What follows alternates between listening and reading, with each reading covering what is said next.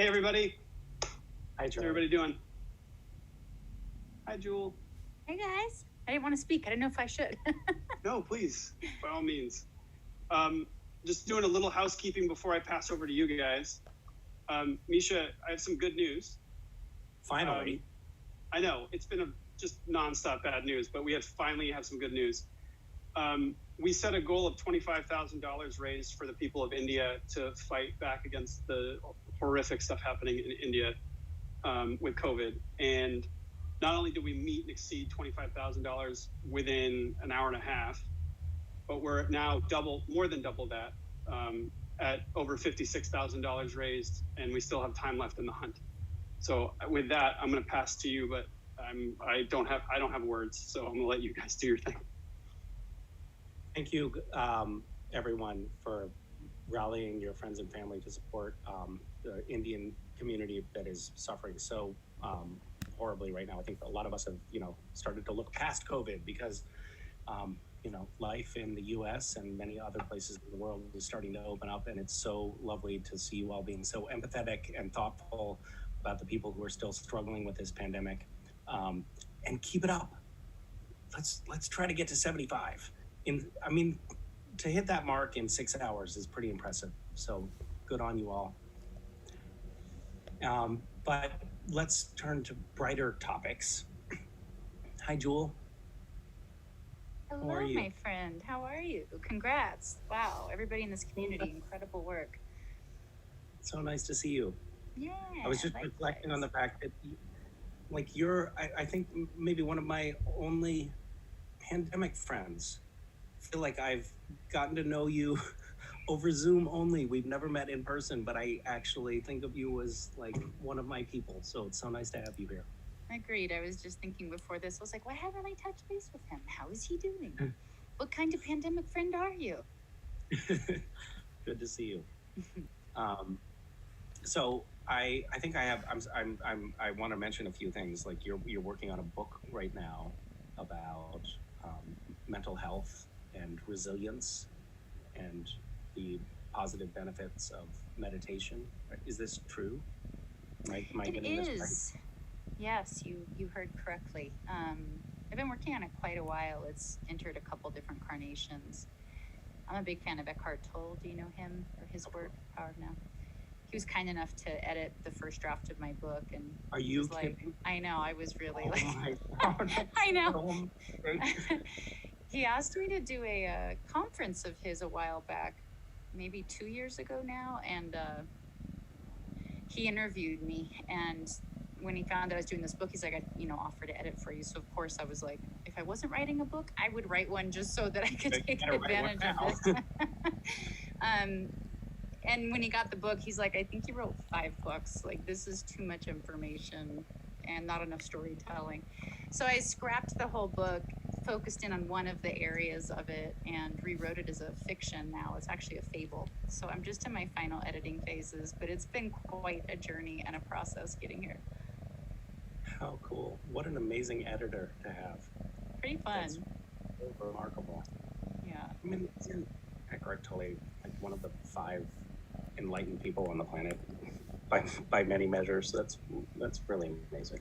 It was neat when he interviewed me for his talk down there in SoCal. My dad flew down. My dad's 73, and I've sung for the Pope. I've done amazing things in my life. My dad's proud of me always, but he never got on a red eye except for anyone but Eckhart. Oh my God, that's so cool. Congratulations. Oh, thanks. That's really well, I can't wait to read it. I just yesterday submitted the final draft of my book of poetry to my publisher, and also during the pandemic year, I read your book of poetry, and I read it and I was like, oh shit, Jewel's poems are much better than mine. I need to up my game. So thank you for that inspiration. Wow, I had no idea you were writing poetry. That's so cool. I think poetry is so important for people. When my publisher, I published that book when I was a kid in the mid-90s maybe, and the publisher was like, we want an autobiography, and I was like, I'm 22. And they're like, well, yeah, same that conversation with my publisher. It was like, how about a memoir? And I was like, I'm 46. I can't do that. I know. I haven't lived enough. Exactly. So I told them I wanted to do a book of poetry, and they were like, dear God, no. And so it ended up being this thing of I'd write a memoir type book if I got to publish a book of poetry first, and ended up doing really well. I think people need poetry. It's like the snakeskin of the soul. It's how we relate to one another. Yeah, I agree. Know, it's very spiritual without an organized religion. I have my phone sitting next to me and this. Yeah. Really all of them. Yeah. That's so good. On the table here. That's neat. So you guys how's life? How's it going? Are you working as much even though it's not on the show? What's life like? I'm trying to, I mean, yes, I guess so. Yeah, I think I'm working quite a bit. But it's more incubation work, getting things off the ground in development. I think I have a TV series that will be coming into production shortly. As a producer, or will you be acting in it? As a producer and host. It's kind of like an Anthony Bourdain style travel food show, but really just using food as an entree into communities and frankly, political perspectives that we wouldn't otherwise be exposed to. I like that. Yeah, I think our communities have lost a lot of the ability to hold space and just see how other people live. We always want to change it and cancel it and all kinds of stuff. Yeah. So basically, it's a show about listening, if it works out. Yeah. How about you? What are you working on other than your book? I don't know if anybody watching feels this way, but I really enjoyed the COVID lifestyle. I feel like I was training for it my entire life. I am kind of antisocial by nature. I like being home. And I'm a single mom. So I have, my little 10-year-old here at the house, and traveling as a musician is kind of this requirement. So being able to do everything via Zoom like this isn't something I think I would have gotten to do before. I've gotten to do so many things because people now accept this as acceptable, that I've really liked it. I've been very productive. I have the room I'm in right now is a studio. I have my recording studio here, and so just making records and writing books and getting to be a mom. And my passion is mental health and helping people with anxiety. And during the pandemic, I think people have really realized our vulnerability to everybody has mental health, and none of us, for some reason, were taught what to do with it. We were taught how to brush our teeth, but not how to curate our thoughts. And I would argue the latter is maybe more important. I don't know. You're talking to a girl with crooked teeth, so maybe don't take my advice. I also have a lot of cavities. I don't. That's gross. Yeah. Yeah. Isn't it interesting the things we choose to teach in school as a society? Yeah. Is trigonometry really as important as, being present? If I invented trigonometry, I would be so proud of myself. I would want it institutionalized. I would have erected a statue in my name and probably pronounced myself a god. But as somebody who didn't invent trigonometry, I was very frustrated that I wasn't taught how to rewire my training. I knew at 15 that I was programmed to be a certain way. It was like I had a genetic inheritance, but I also had an emotional inheritance. My whole family was systemically abusive for generations.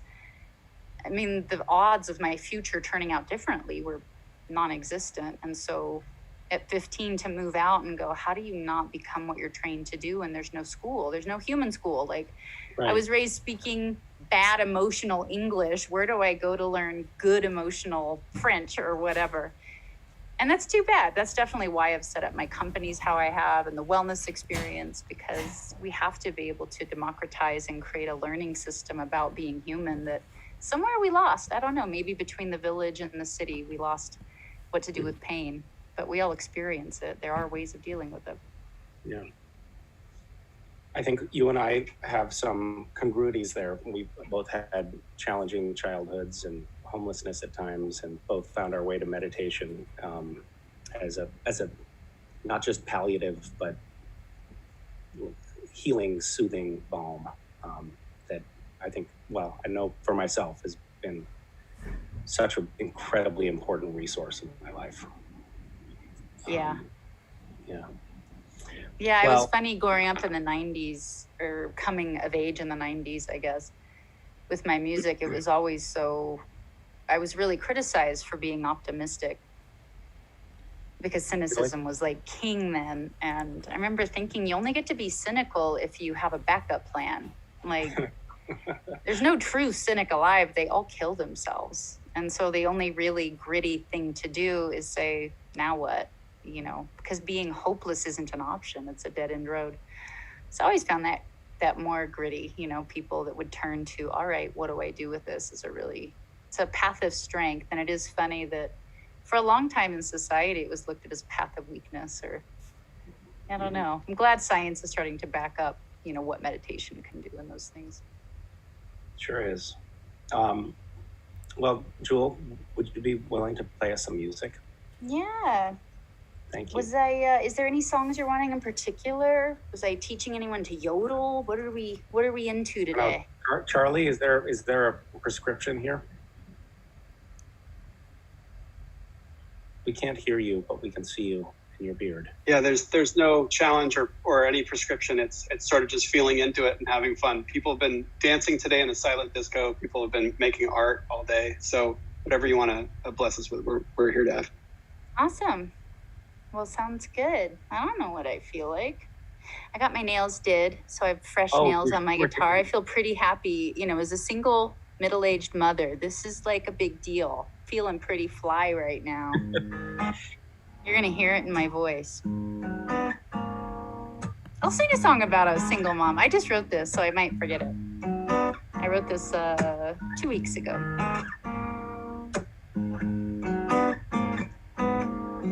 The faucet's leaking and the baby won't stop crying. The sinking feeling is the highest that you got. Why? You think of that man and his delicious afterglow. Put it out of your mind, 'cause that belonged to another time, though. Emotional limbo, how low can you go? You pick up the baby 'cause someone just gotta, you know you just gotta, you know you just gotta get on with the show. You got to carry on, carry on. You're a single, you're a single, you're a single mom.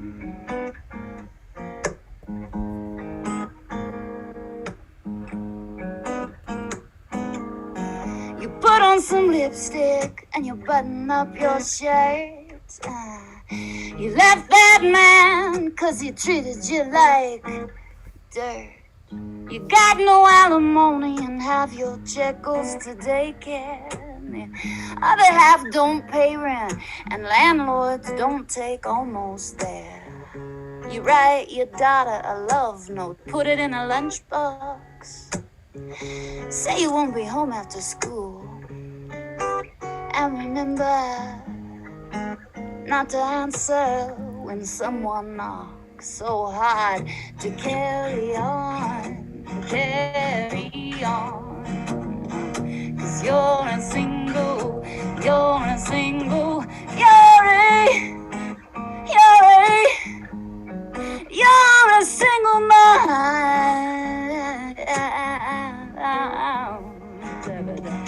Sweet wee oh, sweet wee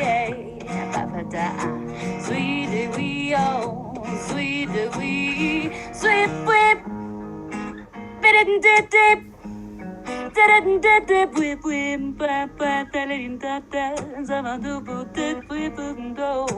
Sally's drinking wine by 5 just to stay alive. And Eloise is smoking weed just to keep from crying. The precious mountain, there's not enough hours in the day. And why the hell are women still fighting for equal pay? You turn on the news, president says single parents are the backbone of this country. You don't need no compliment. just a job that pays more money. Till then, carry on, carry on. 'Cause you're a single, yeah. Carry on, you carry on. 'Cause you're a single.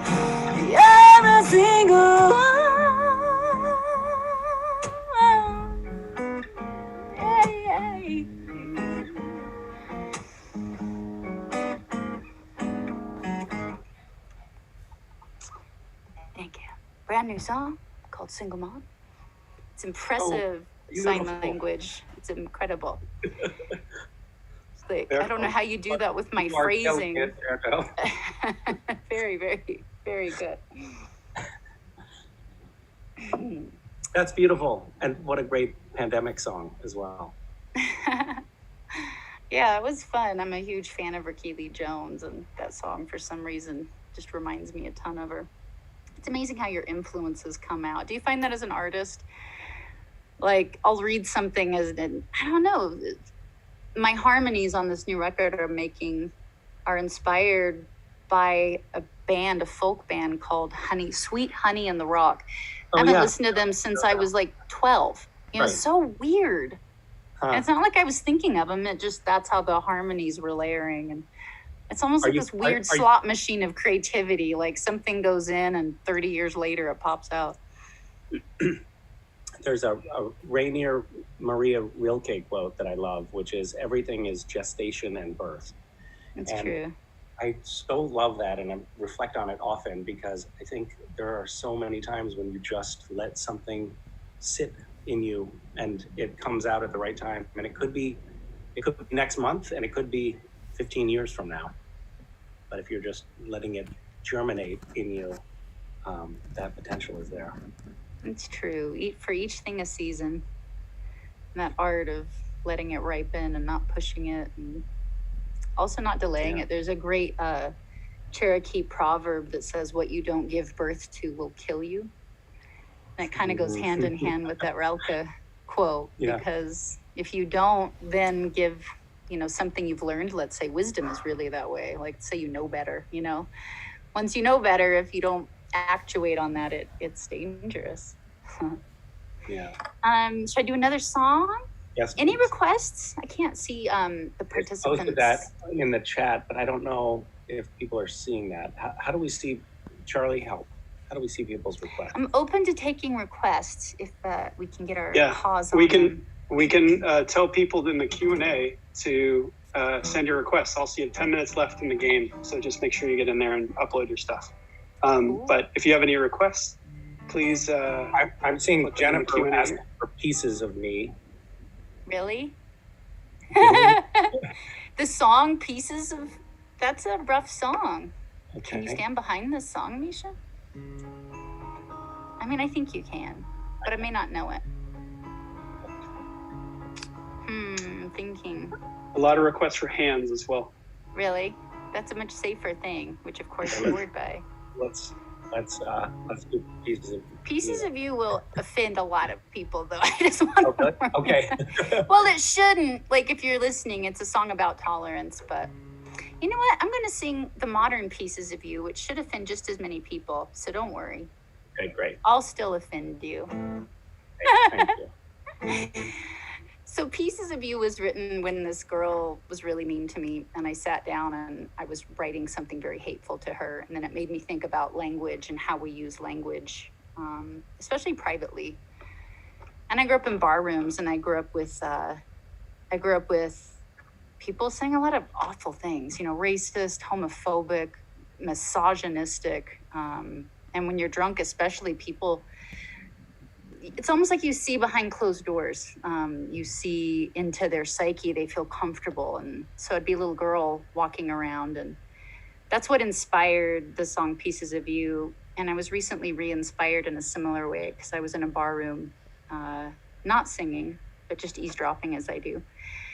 And I heard this guy call his friend a pussy. And I was like, how weird that we use female anatomy to denote weakness. Like, what a weird message for girls. And it got me off on a tangent. So this is about language, and I might really offend people. And if you want to turn me off at any time, Misha, you can, or wave your hands. This is also an unpublished song that's never been out. Is it? Really? Yeah. I don't know if I'll remember it, but it'll make you giggle, okay. The parts I remember. Let's try. My pussy ain't weak. Can you handle that? So stop calling him a pussy like that. I don't need young girls to think that even our sex organs are weak. So stop saying pussy. While I'm at it, stop saying faggot. It really is time, I really have had it. It takes courage to be alive and be who you are without apologizing. So stop saying faggot. And I hear you ladies trash talking men, saying how you hate sexism. Well, I got a boy, he don't need to hear that. He thinks that all men are creepy and bad. So let's stop generalizing. And all those hipsters in your cafe saying, why is everybody picking on me? We talk about love and liberty, then say, fuck that redneck from Tennessee. Well, stop hating rednecks, yeah. 'Cause that's just the trouble, don't you see? That's just the trouble, hypocrisy. I hate you and you hate me. It's a circle jerk of bigotry. We're all so stuck on our individuality that we forgot our commonality. Black men don't eat babies and drag queens don't bite, and Muslims just want someone to love at night. We all love our children, so let's show them why we must start hating hate.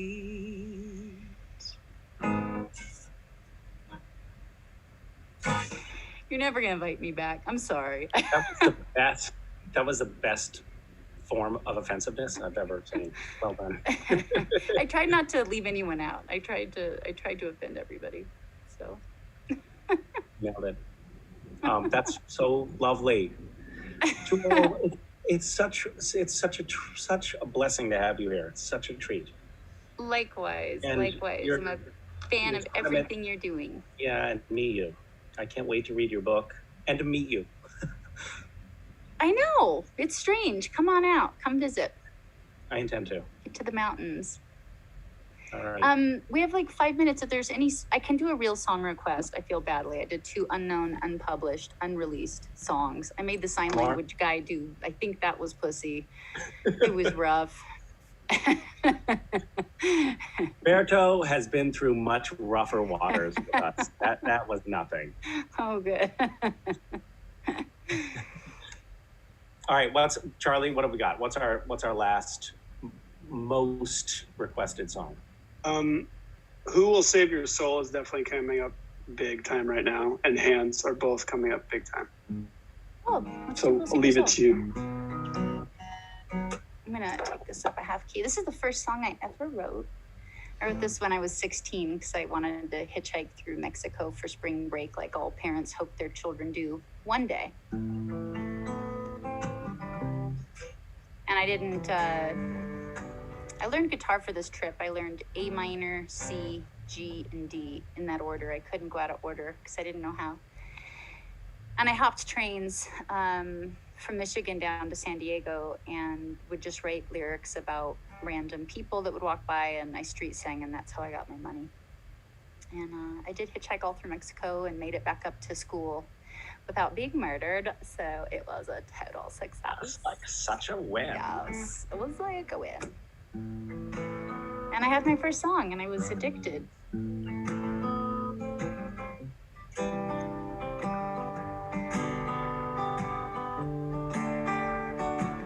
There's people living their lives for you on TV. They say they're better than you, and you agree. She says, hold my calls from behind those cold brick walls. Says, come here, boy. There's nothing for free.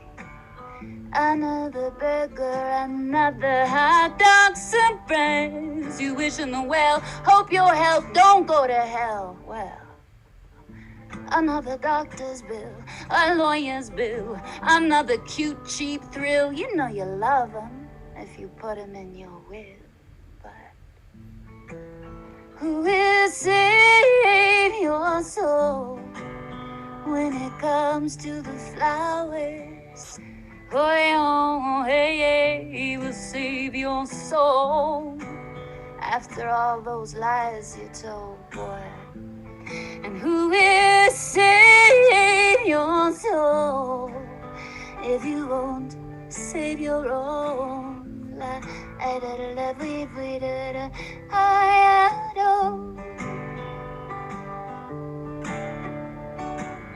We'd rather hustle and rather bustle and rather custom and the cops want someone to bust down on Orleans Avenue. Oh, another day, another dollar, another war, another tower went up where the homeless left their homes. But we pray to as many different gods as there are flowers. But we call religion our friend.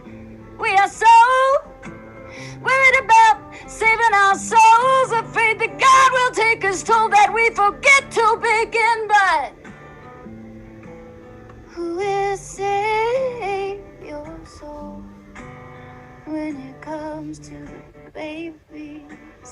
Oh, yeah, will save your soul after all of those lies that you told, boy.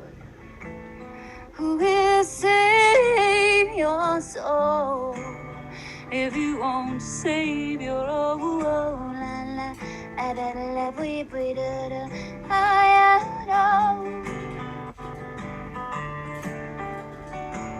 Now some are walking, some are talking, some are stalking their kill. You got so-called social security, but that don't pay your bills, 'cause there's addictions to feed and our mouths to pay.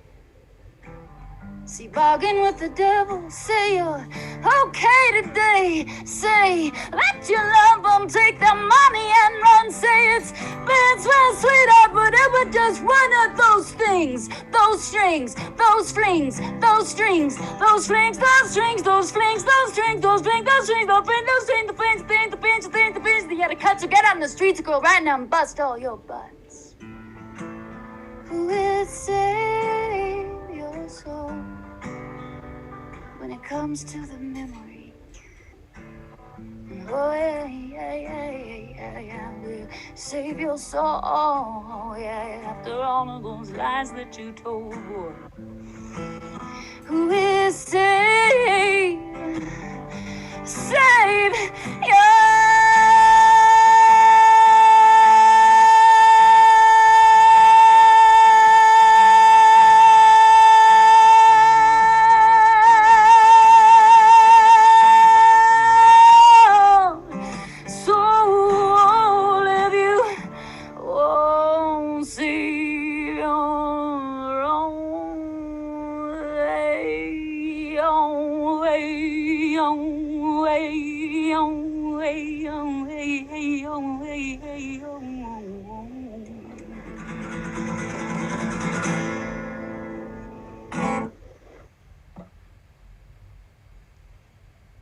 Thank you guys for having me. It's very appreciated. It's nice to meet you, Charlie. Misha, nice to see your face. Nice to see yours. Thank you. That was so lovely. Incredible. What a great way to close this out, too. We're actually closing out. The list is now locked and closed for the scavenger hunt. In the time that you were playing, I think you inspired some big moves, too, because we're already over $63,000 now. So unreal, guys. It's over 1,000 families who are going to be helped, and another few thousand people helped from oxygen concentrators, which help give people breath. You've given people breath back, so thank you. That's a cool thing. Well, happy to do my small part. So nice to see you. Thank you so much. All right. Bye, everybody. It was nice seeing you. Thanks for tolerating me. It's very appreciated. Bye. Bye. Wow. Wow. So cool. That was so phenomenal. Cool. And I loved that song about female genitalia. That was really special. Big fan. Right. Yeah. Wow. So this was how did it go for everyone? Can we ask? Yeah, let's open up chat again, guys, so you can chat and let us know how it's going. How are you feeling about the list, your creations? We actually have a few things if you want to show them off. But we can show. We'll show and tell. The showing off things. You're into it? Let's do it. Let's do it. So there's a few things here. We just